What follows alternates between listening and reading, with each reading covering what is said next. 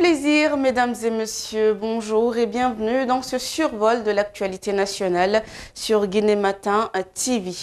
Lors d'un point de presse co-animé avec son homologue guinéen à Conakry, le Premier ministre sénégalais a été interpellé sur les questions de disparition forcée en Guinée et des discours de haine tenus par certains leaders d'opinion sénégalais contre des Guinéens vivant au Sénégal. Ousmane Sonko a dit se réserver de dicter une conduite à tenir aux autorités guinéennes. Par contre, il s'est montré ferme contre les discours de haine. On voit des jeunes s'insulter, se menacer, simplement parce que le Sénégal affronte la Guinée au football.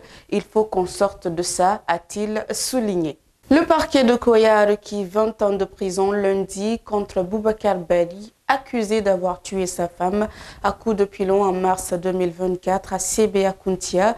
La défense a demandé une requalification des faits de meurtre en coups et blessures involontaires et a entraîné la mort. Il assure que Boubacar Bari a agi en légitime défense dans cette affaire. Sa femme l'avait déjà blessé sur sa partie génitale. Il saignait. Il fallait cette légitime défense, a argumenté Maître Aboubakar Kamara. La décision du tribunal est attendue le 16 juin prochain dans ce dossier. Trafic de drogue à Mandiana, la police vient d'interpeller une femme transportant 26 kg de chanvre indien dans un sac contenant des vêtements. La suspecte, Rougiatou Kaba, serait une Sierra-Léonaise. Elle a été présentée à la presse lundi par les autorités judiciaires locales.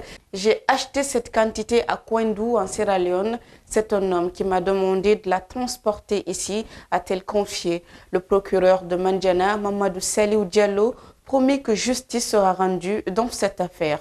Non loin de là, à Sigiri, un éboulement survenu dimanche dans une mine d'or a fait un mort dans la sous-préfecture de Mignanda. C'était aux environs de 13 heures.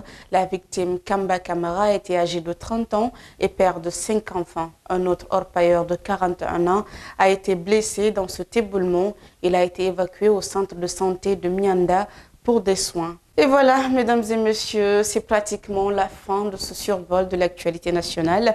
Merci à tous de l'avoir suivi. Continuez à vous abonner sur nos différentes plateformes digitales. Au revoir.